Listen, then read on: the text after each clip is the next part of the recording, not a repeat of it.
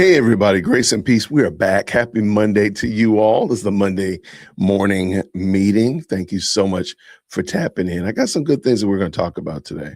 We're not going to be super long. I'm going to do my very best to keep it reasonable today. But I do want to say thank you all so much for tapping in. Hopefully, you had a beautiful Lord's Day on yesterday. I need to make sure I update our Book of James sermon series because we finished James yesterday. Shout out to the Book of James. So we just finished that yesterday. And if you're interested, every Sunday my church has been going through the Book of James, and there's a playlist on my channel labeled the Book of James. So check it out. You want to hear some good, solid preaching. Shout out to that. And I don't know where we're going next because we're going through 2 Kings in evening service.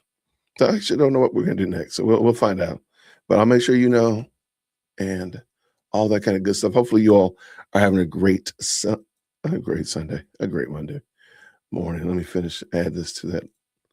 If the mods could just add, just share the Book of James playlist would be great. And we are off and going. Thankfully, this should be a good one. All right, let's get to it. Well, we got up in the building. What's up, Mike? How are you, man? Number one in the building. Good to see you, sir. Good to see you. What we got here, Debbie said good morning to everybody. We got a shout out from the Texas mother bird. How are you? And she's number 6. I appreciate it for sure. Okay. We need to have a come together, everybody. We need to talk about this Carmelo Anthony thing. I mentioned last week that I feel like the case has kind of gone a little bit. I think it's gone a little bit over his skis, so to speak. I don't think the Carmelo Anthony case is for the common person, for the normal man and woman that is watching it. I just don't think it's good. I don't think it's good for us to watch and keep up with. I do think it's getting a little bit more entertainment than anything else. Somehow or other, people did not understand what I said when I said that. And so that's why I did a video this weekend about it. I dropped a video yesterday just kind of re-explaining what I meant by entertainment. And I'm definitely, and some people, maybe say, hey, well, maybe the word entertainment maybe threw some people off, and that's fair. But what I'm going to say still is, I still think the Carmelo Anthony case is something I don't think it's good. And I'll explain again why. So real quick, shout out to Ground News. Carmelo Anthony trial jurors hear testimony on Saturday. So yes, this trial is going 6 days a week. I got a feeling this thing is going to be over this week. I think it's going to get put into the jury's hands this week. And we will talk about it. So this is just a recap from Ground News. I do have a couple of articles we're going to look at, as well as some people over there on the Twitter X space as well. On Friday, Frisco High School students testified in the murder trial of Carmelo Anthony, supporting the prosecution's account of the fatal stabbing of Austin Metcalf at the 2025 track meet. I think this is going to be very interesting because we've spent better part of a year of people telling us exactly what they thought happened. 4 kids jumped on Carmelo Anthony. He was just defending his position and this, that, and the other. And those people, these witnesses got up and said something totally different. These witnesses got up and completely threw that for a loop. So let's go. Witnesses told jurors that Anthony refused to leave and refused at least 15 requests to leave the tent. And, I'm not going to pronounce that. What in the world?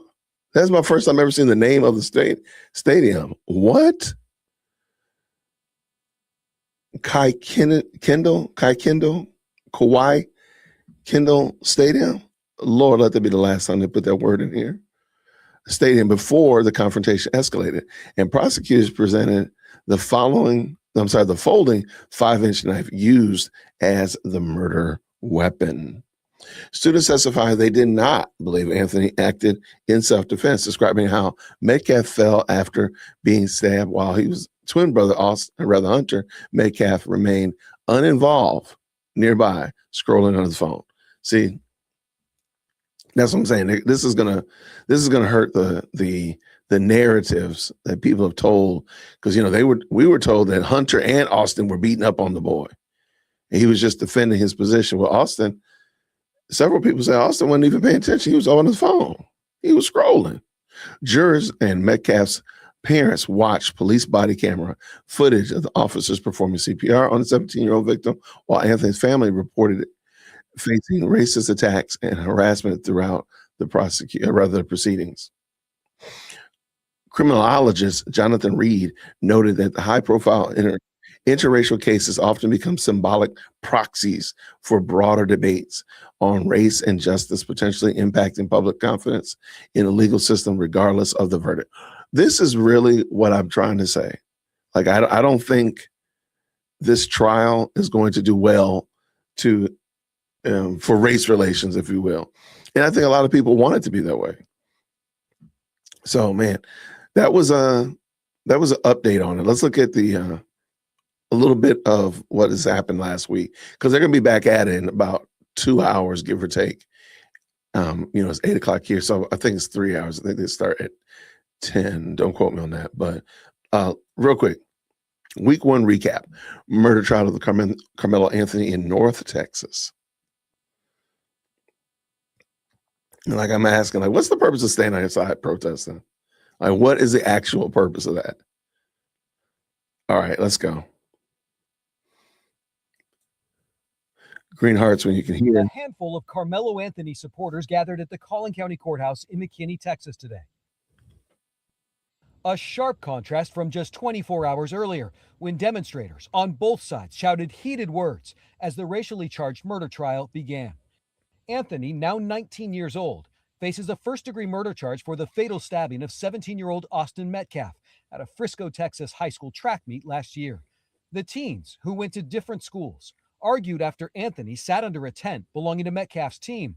According to the defense, when Metcalf asked Anthony to move, Anthony reached into his bag and said, "Touch me and see what happens." When Metcalf allegedly grabbed him, Anthony's accused of pulling a knife from his bag and stabbing Metcalf in the chest. Anthony's attorney says his actions were a split-second defensive response. Collin County District Attorney Bill Wiersky called the incident an unprovoked murder, and today played body camera video of Frisco police officer Eduardo Cortez arresting Anthony, who told him, quote, "I'm not alleged, I did it," adding, "He put his hands on me, I told him not to."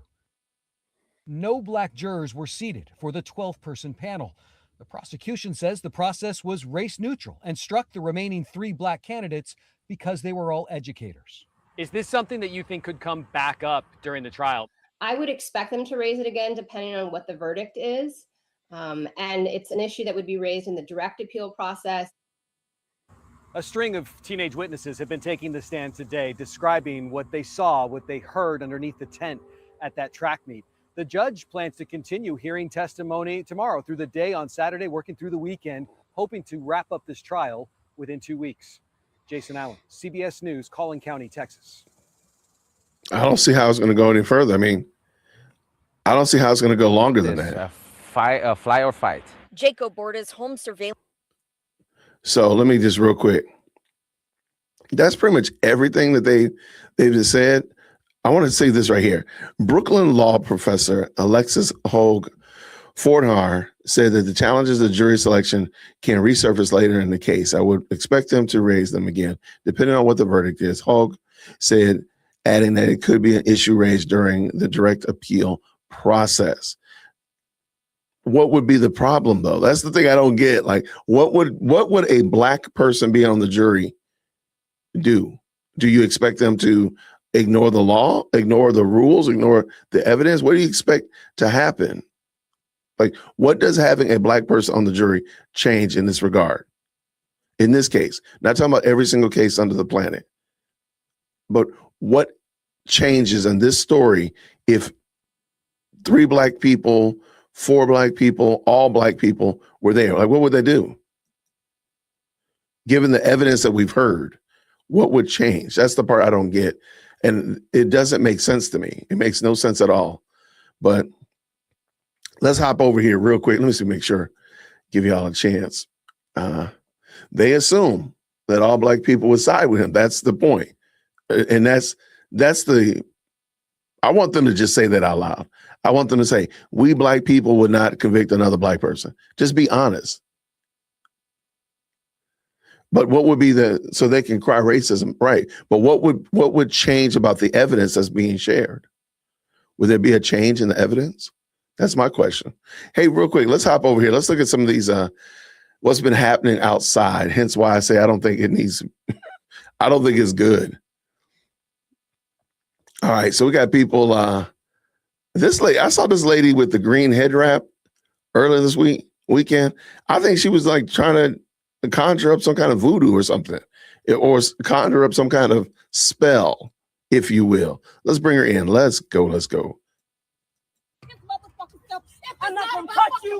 What is it? But I might touch that beautiful soul. Wake up! But you came straight at us, yelling and that's what I said. I came busting my motherfucking opinion.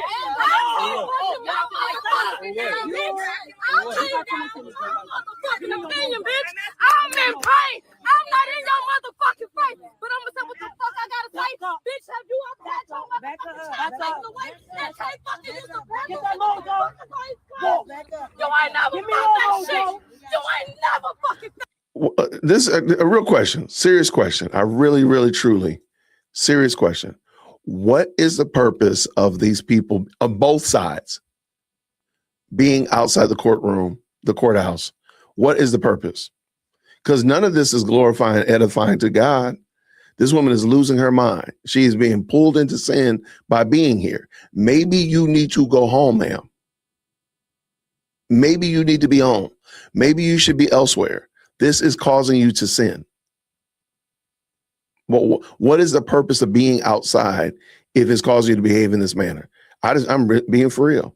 And this is on both sides of the equation. I've seen some deplorable things that are pro Metcalf family. I've seen some things that are absolutely deplorable from the Anthony camp. Like, what's the purpose of this? Nothing's going to change. I said this last week. I'll say it again. Y'all are not going to re-adjudicate the case out here in the courtyard under the little sycamore tree in front of the courthouse. So what are we doing? What are you really doing? All right, let's go. That shit, bitch.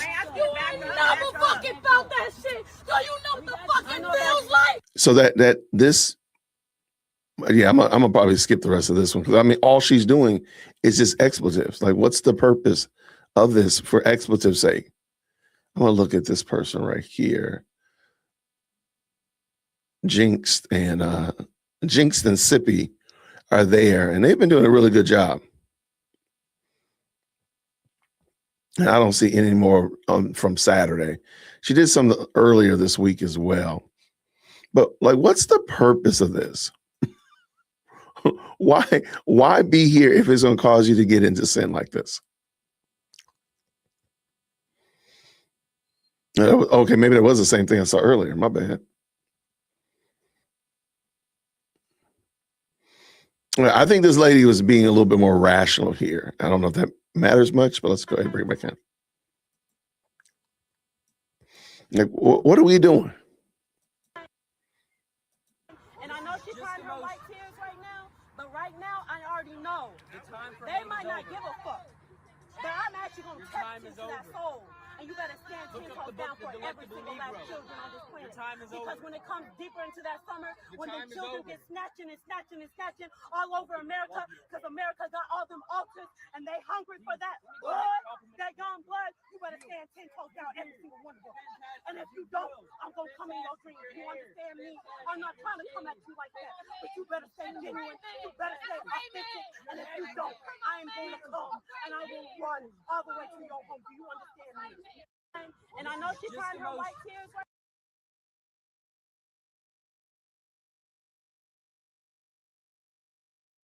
Wait, I don't even understand what this woman's talking about.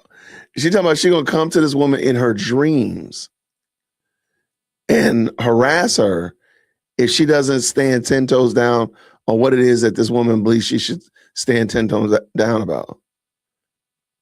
I'm just going to keep asking the question. What's the purpose of being out here? Like, what is the purpose of being out here? You out here impersonating Miss Cleo, getting yourself all hot and sweaty. For what? What is the purpose of this, please? I'm not even trying to be facetious. I don't get what's the purpose of being out here. Just show solidarity. Why don't you show solidarity by going to work? Like, how is that not Why is going to work not solidarity? That's that same lady that was cursing them and all that kind of stuff like that. You can see it right there. Like, what's the purpose of that? Right off the bat, like, she just cussing just to be cussing. Remind me like a kid that gets to go out in public away from their mom and dad and they just try to be bad just to be cussing. There's Tamara. Hold on, wait. Let's see this. After morning break yesterday, the man in black waited near my car and recorded which car I got in with his phone. On the next break, him and his white woman parked next to my car and were sitting in the car when I came out of the courthouse at lunchtime. He has been there all week and is mad dogging me. And yesterday was the first day I noticed him holding,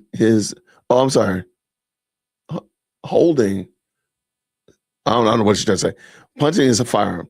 I moved my car from them in a clear attempt at intimidation in the courthouse. So apparently this is this is Nick at Night. Okay. All right. So that looks like Sarah Fields. That's Tamara Neely. I think that's Sippy Cup that we were just looking at. Okay. Oh, here it is. Let me read this. It says, this is also an outright lie. The woman Neek is spreading false information that places me in a dangerous position.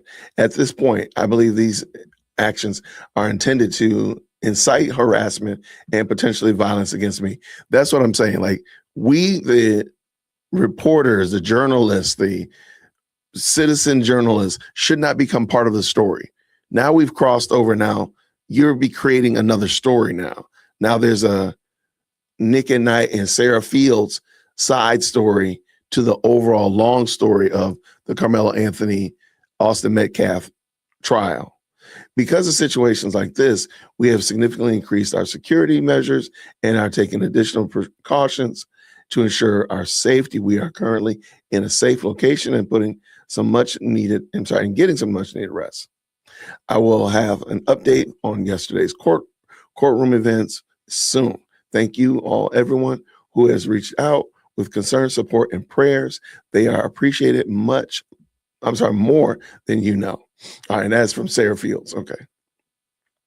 So, yeah, that's what I mean. That's what all I'm saying is some of this has gone a little bit too far. Here's the lady. I do think this is the one that most people have seen this weekend. This lady like trying to do some voodoo or something. It was kind of crazy. You better cast it out. Come on, man. Cast it. Give me a hug because all that pain. Because racism holds a heavy weight. Heavy. No, I'm not done. I'm not done. Because ain't nobody gonna stop me. Not on one stop. You better stand with Austin. Because if he falls even deeper into hell, because y'all want to keep sacrificing that baby, I promise you, I'm going to wake them all. And I'm going to make y'all respect. And I'm going to make you clean. You better cast your weight. Cast it. Because baby want to cast it. But she don't know what I'm talking about. Cast your shit. You better cast it out. What are we doing? What are you doing? Like, ma'am, you run around here sound like Senator Palpatine. Had a couple extra cigarettes. Like, what are we talking about here? I don't get. I'm being for real. I'm not even just trying to be asinine and just be difficult for difficult sake. What is the purpose of being outside of the courthouse if it leads you to behave like this? Like, why? Like, I don't even want to pull this lady because I know all she's doing is using profanity. Like, it's not even like a random, like she just using profanity.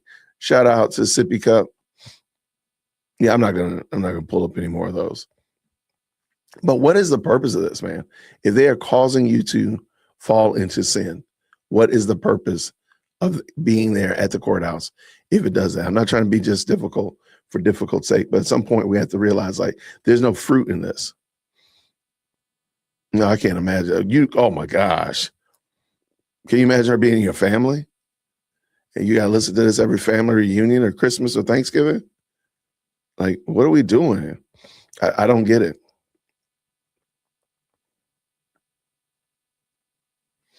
Yeah, I don't see any others that are worth having a conversation about.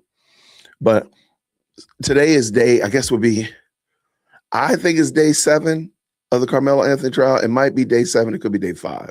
Depends on if you count the Sunday. I'm sorry, if you count those, the day that the openings where they're selecting jurors. Some people don't start those days. I don't know, but they'll be back today. We'll probably do a recap tomorrow and talk about it as well. But yeah, I don't think going over it line upon line and tapping into people's streams and stuff like that is beneficial, because we're just watching people who don't have answers, who don't have a solution, sit around, grope and scratch and cling to whatever they can find to give them some kind of answer solution, when actually there isn't an answer and solution. No, there's going to be no answers or solutions found outside of that courthouse. None whatsoever. But what do y'all think? What are y'all thinking? What's going on? Kissy, how are you? Good to see you, friend. There we go. Eclectic Journalist is up in the building. Good to see you. Thank you so much for stopping by on this morning. I appreciate you. Maranatha is ghetto out here.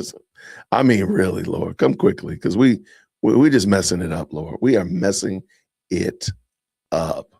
We're just in trouble. I think also, let me just make sure I didn't miss it. I know who else is also messing it up. Los Angeles. Y'all, this is crazy. Have y'all been keeping up with what's going on in Los Angeles? Well, last Tuesday, Spencer Pratt was in second place, a strong second place, forcing a runoff between Mayor Bass and him this coming November. Well, they've been doing some ballot counting, and lo and behold, Spencer Pratt not only has didn't beat Karen Bass, but now the second place challenger has now become the second place challenger. The third place challenger has become the second place challenger, and Spencer Pratt is basically out of the race. Natalia Rahman overtakes Spencer Pratt in Los Angeles mayoral race. Rahman has overtaken Spencer Pratt for second place in the Los Angeles mayoral primary after updated vote counts on Sunday evening. Since June 2nd, Rahman gained about 43,000 more votes than Pratt and increased her vote share by approximately 5 points, outperforming both Pratt and Karen Bass. Rahman secured about 40% of the nearly 48,000 votes counted on Sunday, leading Pratt by roughly 3,000 votes. After 5 days of counting ballots, Rahman surpassed Pratt and is positioned to face incumbent Mayor Karen Bass in the November runoff, but the final outcome remains uncertain due to remaining uncounted votes. I mean, I hate that for Spencer Pratt, because I think Spencer Pratt was a fantastic candidate. I think he brought a lot of energy, a lot of newness to the Los Angeles Angelino race. And this right here, I don't even know how they can do this. Oh, absolutely. You know what? I need you in my life. I need you in my life. Thank you so much. That's exactly what I was thinking. That's suspicious. Absolutely. That's weird. You don't find that suspicious? You don't find that suspicious? You don't find that suspicious? But I don't like little lies. When there is one lie, there's 20. You know what? She right on this one too. I don't know, but I know. Okay? I don't know, but I know. It makes sense. It makes perfect sense, because we know what makes sense about it. It's an evil world we live in. Man, absolutely. I'm taking it back. Like, these people are literally cheating in front of us. in front of us. They're just doing it. Ballots, 50,000 ballots just materialized out of nowhere. And they're all for Rahman. It's not even like an equal distribution. Like if you had 100,000 votes cast and it was, Karen Bass got 39%, Pratt got 36%, and Rahman got 20%, and then the other two candidates after the fact, like the 48,000 votes are not even equal. Like they're just like, so many of them are for Karen, so many of them for Rahman, like one or two are for brother Pratt. That's crazy work. That is some crazy work. And yeah, let's jump over to Sky News and talk about it. Let's go.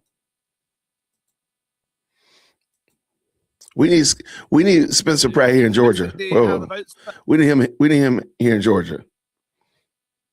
I know that you've been covering the race for LA Mayor. I know you've spent the past week covering it over there. Let's talk about Spencer Pratt. His once comfortable lead, it's been slashed yet again.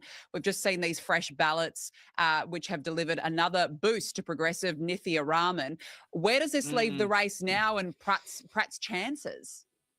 Well, I think he's done. If you looked at how the votes fell on election day, it was around 38% for the incumbent Karen Bass, who is frankly useless. So that is a really impressive Democrat get out the vote operation and machine to get her that. And Spencer was on around 25, 26, 27%. It bounced around, and then there was a long way between her and the third place socialist candidate.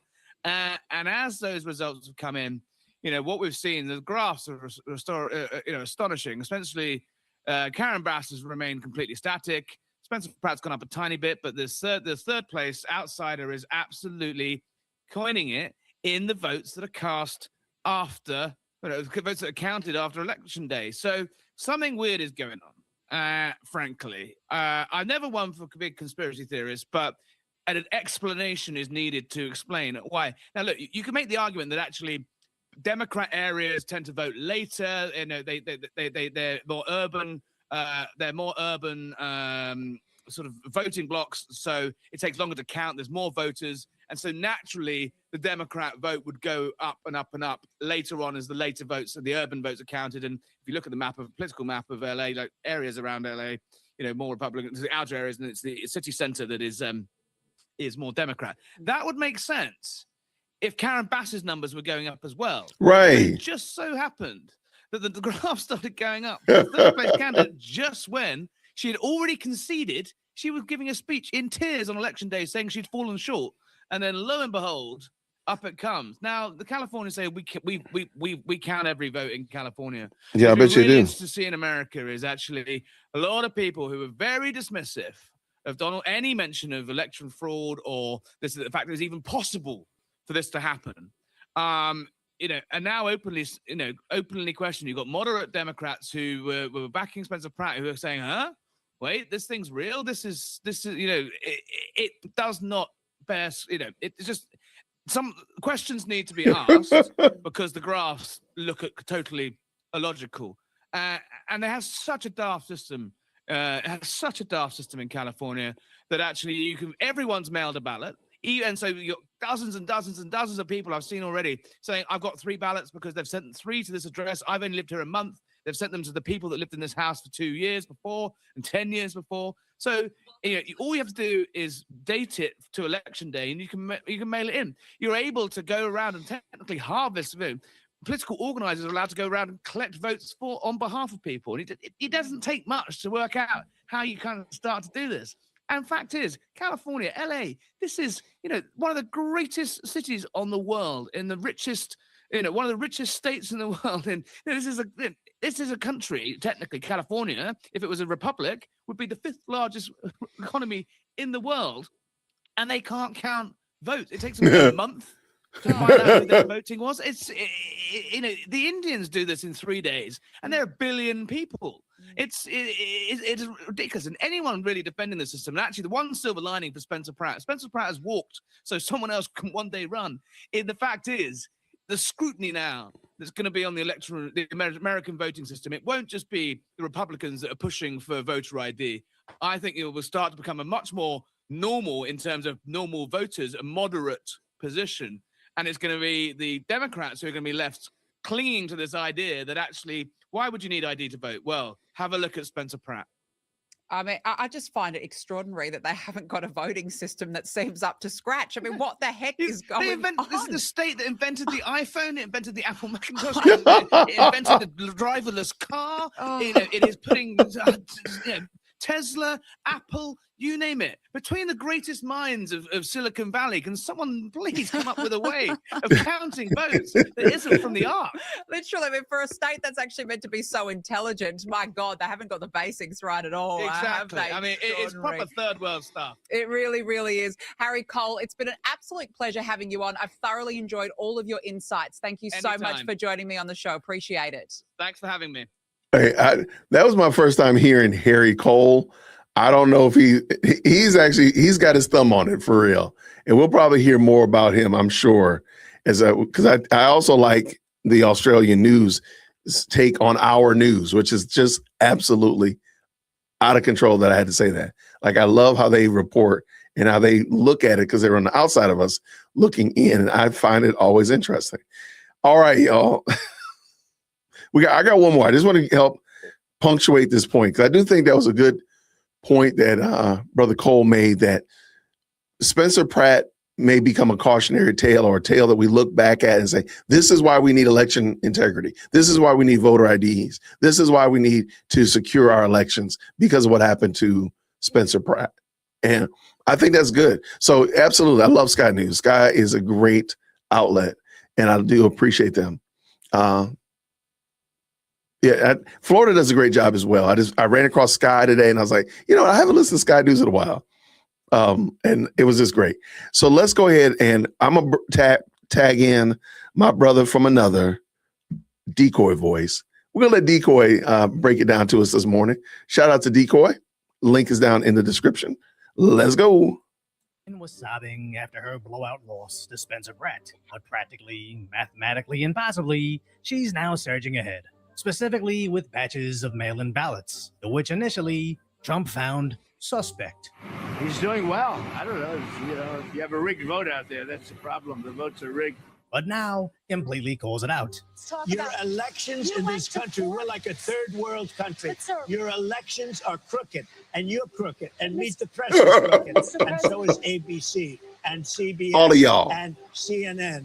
You're one-sided crooked networks. All right, let's call it quits, because I've had enough. Thank you, darling. Have a good time. Trump said, holla back. Please, I traveled all the way to Wisconsin. I traveled all. I know. I'm giving you enough time. You ought to straighten out your press, because you know what? Mr. A President, country can never be great with a dishonest. Listen, we traveled all the way to Wisconsin for this interview. As if traveling all the way from Wisconsin validates any of your BS claims. It's just insane that what would have gotten you banned on all social media mere years ago is again being desperately suppressed by the mainstream media everywhere. As Rahman is now beating everybody, not in all the mail-in ballots, but only those counted several days after election night at exactly the percentage she needs to. Okay, just let that sink in. I need y'all to look at this. Just take a second and ponder this. Look at this. Look at this. Mail-ins arriving before Election Day, 38%, 27%, 20% in favor of Bass, Pratt, and Rahman. Mail-ins arriving after Election Day. First of all, that sentence is crazy work. Why are there mail-in ballots coming in after Election Day? Why are there mail-in ballots? We're not in the middle of a pandemic.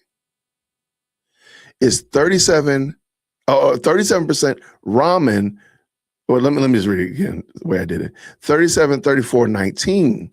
This time, however, is 37% in favor of Rahman, 34 for Bass, and Pratt only gets 19% of the votes coming in. But Rahman mysteriously got a 17 plus surge. That's crazy work. That is absolutely diabolical. Overtake Pratt. So let's not outright validate Trump's claims, but at least entertain what he's saying. As a U.S. attorney is looking into the election, discovering that in California, you can register to vote with a gym membership. That means you can go to any cheap gym, fill out all your information on basically the honor system, and apparently a single dollar gives you all the verification you need to vote in California. And I understand. The insecurity of verifying the validity of who's registering to vote doesn't equal fraud. It just creates an environment where it could easily take place. So at least we should be able to investigate any potential shortcomings in this vulnerability. But just a week before the election, Governor Gavin Newsom signed emergency legislation that basically bans the feds from investigating California's elections. As Newsom openly admits, he's expecting Trump to look into this. It's almost like when he said he wouldn't allow the Democrats to lose the election, he meant it. There is a break the glass scenario, and there's many people that have a deep understanding of what it would look like if Democrats were locked out, and we're going to do everything to make sure that doesn't happen. As at the very least, What he does that seemingly mean? cheated Sheriff Chad Bianco out of votes, where if you supported the sheriff but believed Newsom's plan to limit how many Republicans could be on the final ballot, you probably would consolidate your support for Hilton, since Newsom essentially said Bianco votes would be invalidated. But the worst case here is they knew something weird would happen in California, so they rushed through emergency legislation to push out the Trump administration from noticing. As California was counting votes at a snail's pace, with a seemingly empty voting facility. But then the U.S. Assistant Attorney came in to observe exactly what was happening, and suddenly, this place was bustling with activity.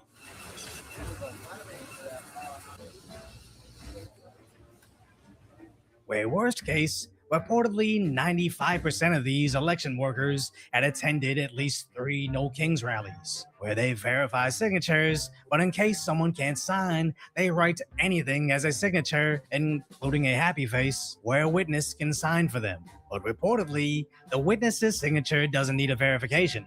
But what's even worser is these are being verified by seemingly blind people. Finalize election results because the state allows for voters to mail ballots up until the day of the election. Those ballots then have to be inspected, signatures checked, and verified. Now, I understand some of these people can just be extremely nearsighted, and it is amazing when they can find employment. But when it comes to election security, sadly, I think inclusion isn't necessarily a priority. Unless in California, slow or inaccurate verification is the point.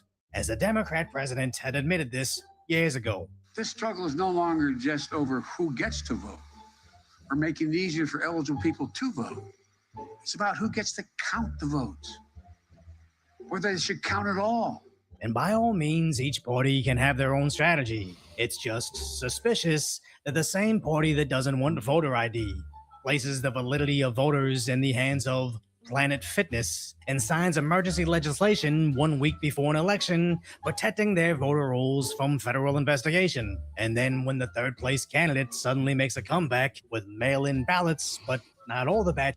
Okay, that is those numbers are. This is amazing, California. What are y'all going to do about this?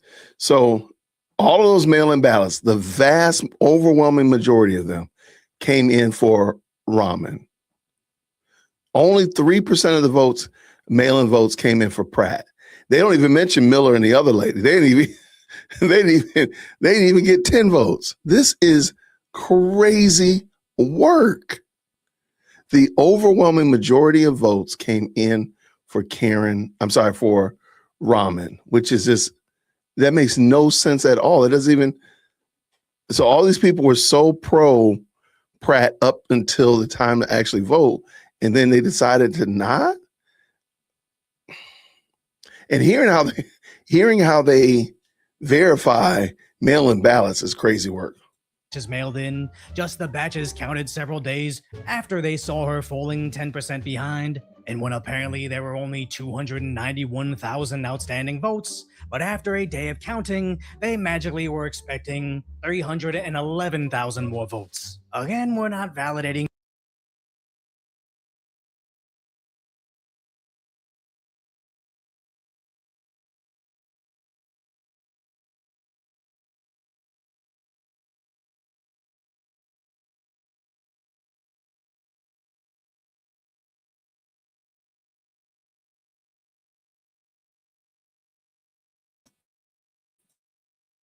what is the actual purpose of having 311,000 votes in the mail? I mean, isn't that making like the U.S. Postal Service a part of the shenanigans, a part of this? Like, what is the purpose of this? And again, I know, y'all know my mom is in rehab right now for her shoulder. I totally understand that. But my mom would go and vote in person beforehand. And by the way, she's going home today. So we're going to actually, when I wrap this up, we're going to go take her van back to the house. We got it detailed. It's been sitting at the shop all week. So we're going to get that done. But anyway, I digress. What's the purpose of, what is the actual purpose of 311,000 votes being outstanding? Help me understand that. And 11,000 more votes. Again, we're not validating Trump's claims, but even the left has to admit this is suspicious. Where several concerned citizens are taking to social media to show the stacks of other people's ballots being mailed to them. I know that there are rentals that have 30 plus ballots going there, and who knows what's happening to them, because you can't prove or disprove election fraud. She doesn't liquor. She doesn't liquor. What? She doesn't liquor. And even sending California ballots to residents in Georgia. My dad, who hasn't lived in California for 16 years, received a ballot sent to his Georgia address, not forwarded, but sent to his Georgia address. So many other people, I've seen it on Twitter and my Wait up, y'all. Wait, hold on. I really wish, I know the man cannot show his dad's address, but this isn't, this is not forwarded. This is actually, that's crazy work, man. This is crazy work. Looking at these vote,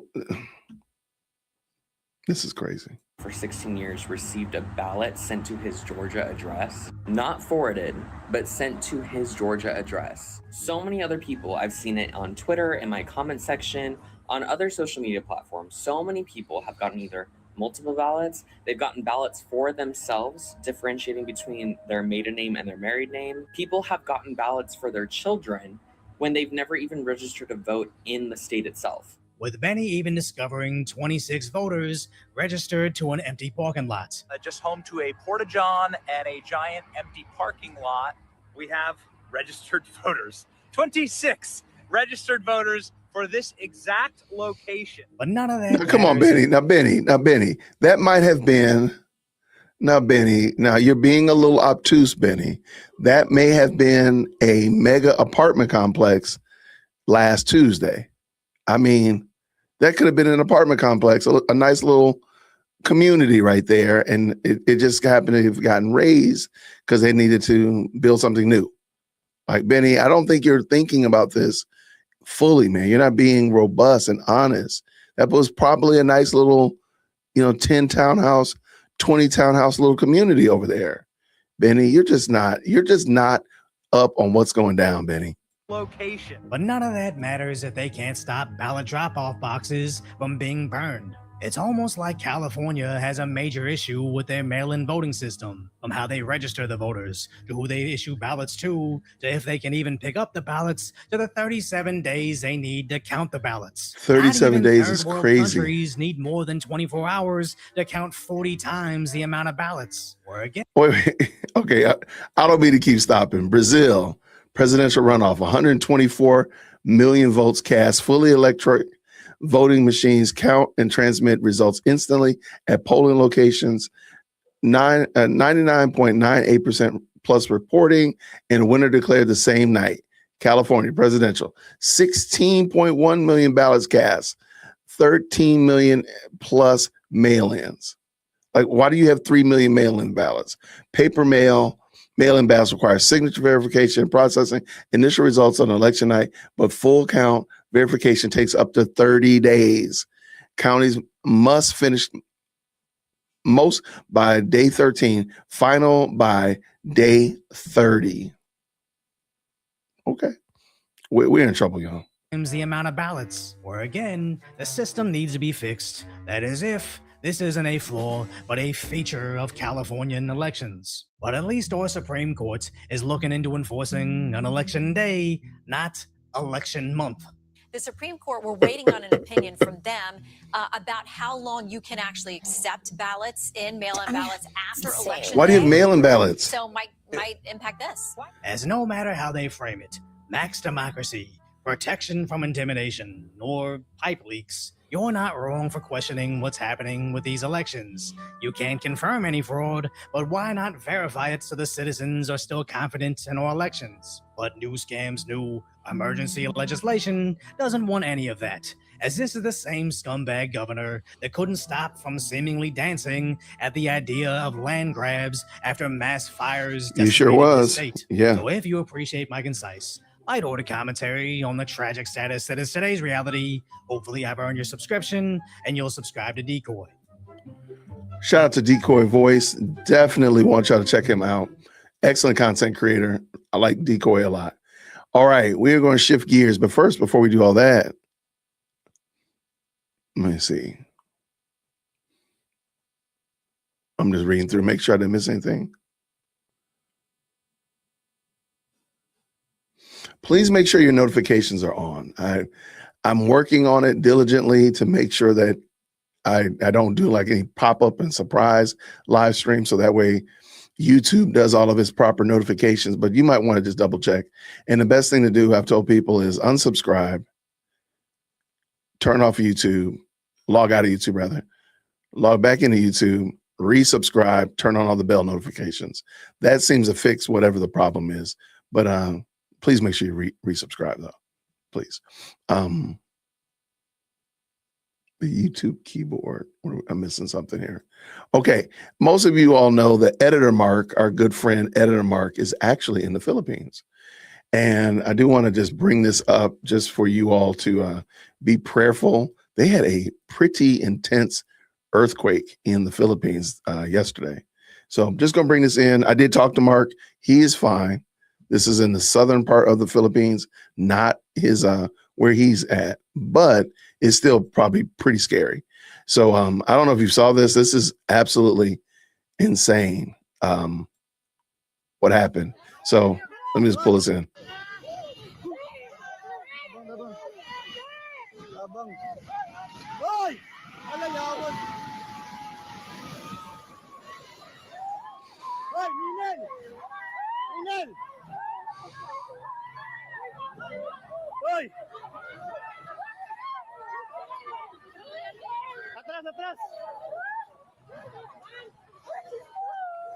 This is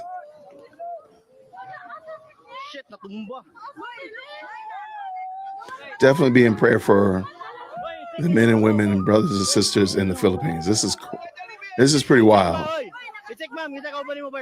All right. Like, you know, you always think, like, when you think about earthquakes, you're always thinking like, you know, hide under a table or something like that. But these kids were outside during a celebration. They were outside. They were already outside when this happened. I'm like, what do you do? I feel so sorry for these kids, but they handled it well. I will say they handled it well. I don't know what I would have done. Like, they were already outside.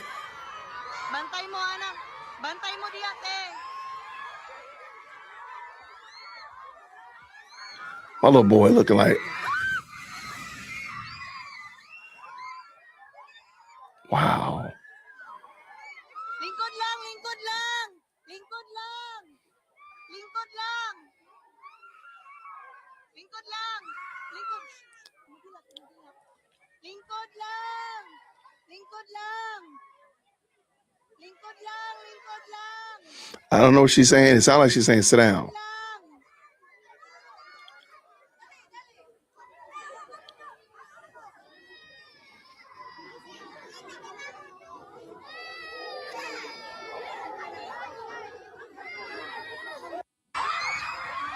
All right, so there's just I just want to remind you, you know, hey, well, we can live in a terrible situation. You know, we're in a country that can't seem to count votes, but we don't have to see this kind of stuff in real time.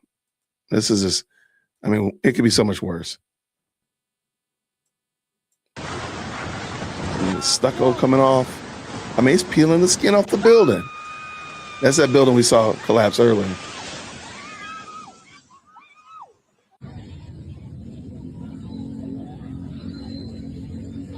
Wow, look at that.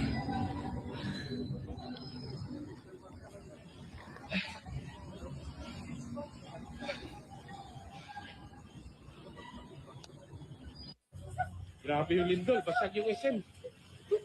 Durog. Durog yung SM, durog. Hello. Wala, basag yung SM, yung basag. Durog yung SM.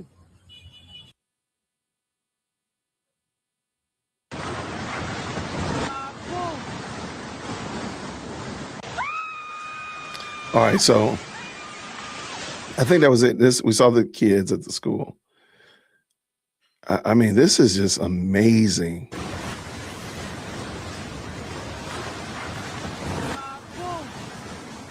Like this, it's like literally peeling the skin off the building, the facade off the building. This is a very intense earthquake.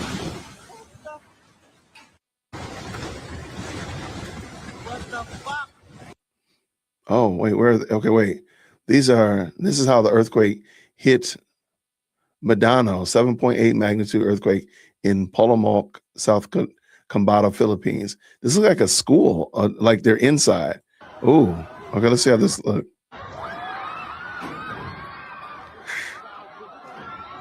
What do you do?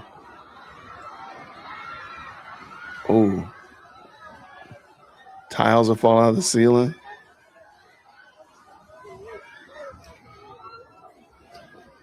Oh my gosh.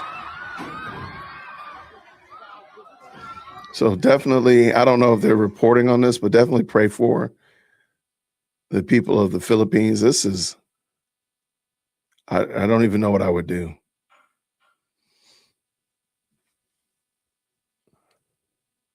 So they were already out, or maybe they ran outside. One of them, the schools, was that they were outside. And this one is, of course, they're inside. Here, I'll just show you real quick.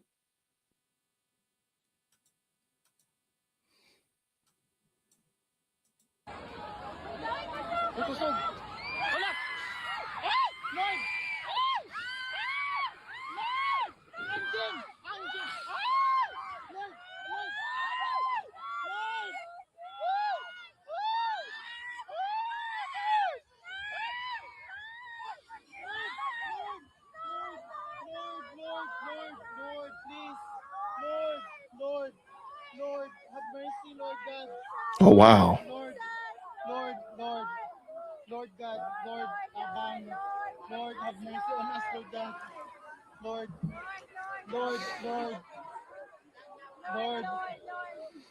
God. Oh, grabe.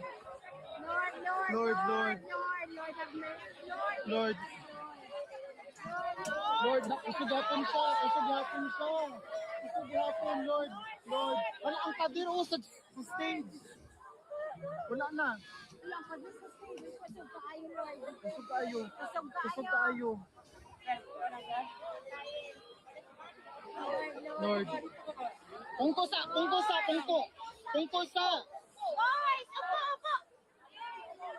Guys, apo. Lord, Ibel. Ararararaw. Lord, thank you gahapon. Thank you sa favor na Nataganan ta rin. Lord, grabe. Lord. That is absolutely amazing. Oh my gosh. Scary video shows a moment the magnitude 7.8 earthquake struck this elementary school earlier today. And you know, the Philippines are like 13 hours ahead of us. So they're already getting close to afternoon time. Actually, no, I'm sorry. They're actually at evening now. So this is an elementary school. Teaching students immediately practice drop, cover, and hold on in an open area of the school. All right, let's look at this and we're going to get out of here. I do have one more thing to look at before we bug out today. Thank y'all so much, everybody who's jumped into the best live chat on the internet. Let's go. Wow, the ground is just moving.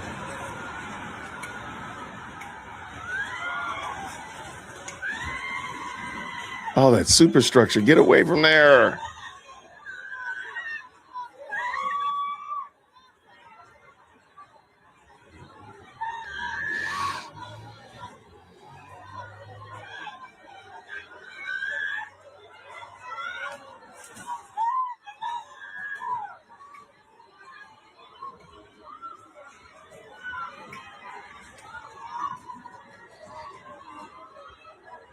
Oh, these poor children. Oh.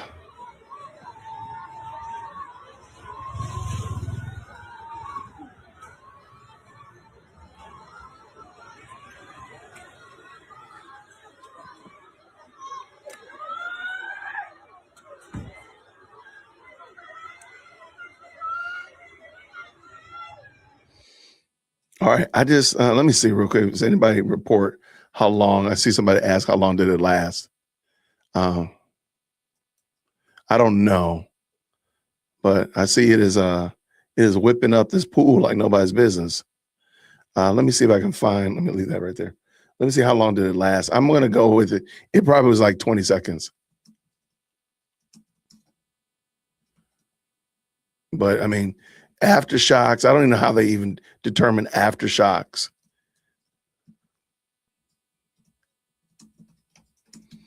Let's see.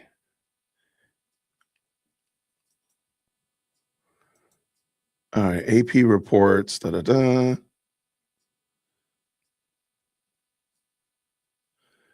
not saying how long it lasted. Here, let me pull this in so y'all can see it. Oh, come on. They want me to give my email. All right.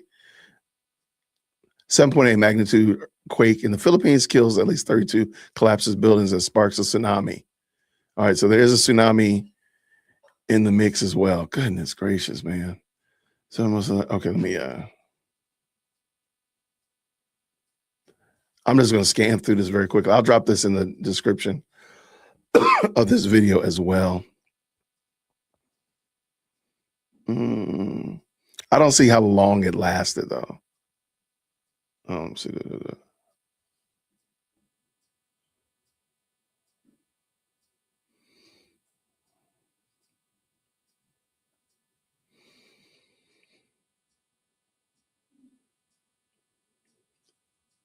This is the first day of school?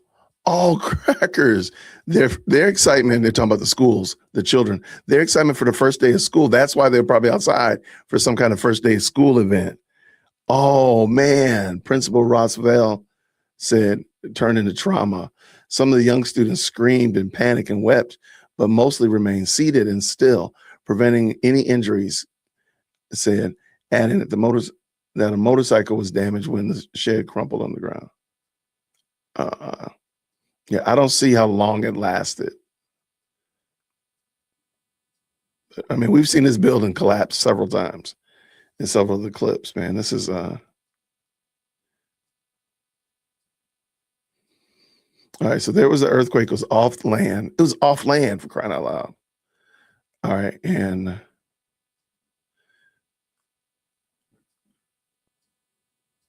thankfully, editor Mark lives in the north. I don't see how long it lasted, but we will definitely be praying for them.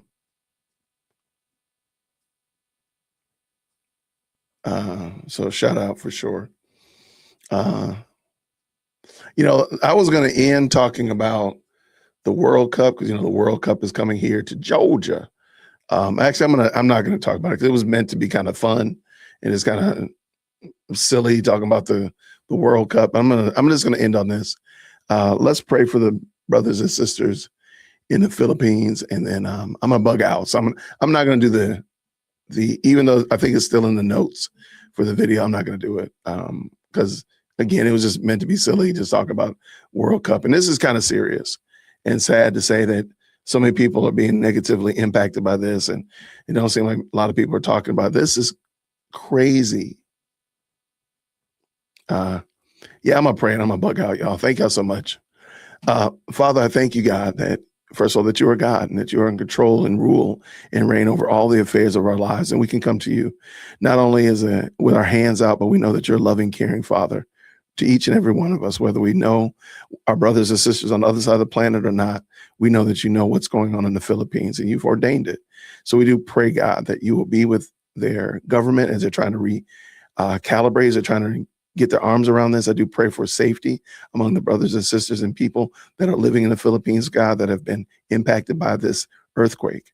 I pray, God, for resources and for supplies and help to come to them from various places, whether it be from the States or abroad, that they will get the help that they need. And that the 32 lives that have been lost, no more lives will be lost because help has come to help these men and women, these children in the Philippines. Thank you so much for that, God. In Jesus' name, we thank you and pray. Amen. Y'all do me a favor. Have a fantastic Monday. I appreciate each and every one of y'all for tapping in. Please continue to pray for our brothers and sisters in the Philippines. Pray for the people in California to count these votes. What's going on, man? Goodness gracious. Anyway, y'all, I thank y'all so much for tapping in. I have a couple videos dropping today, but the plan is to be back tomorrow. We'll be talking about the Carmelo Anthony case. Lord willing, we'll be talking about that and giving any new updates that have come up because of that. So everybody, thank you so much. Have a fantastic week. I'll see you all real soon. Until then, grace and peace. Thank you so much for tuning in to another episode of the Jay Whitt Podcast. If you enjoyed today's show, please do me a favor and hit me up with that 3-piece special. Like the video, subscribe, and of course, share it with somebody who would also enjoy this type of content. And make sure you leave a comment because I do pin the best comments to the top. So thank you so much for tuning in today. And until next time, everybody, grace and peace.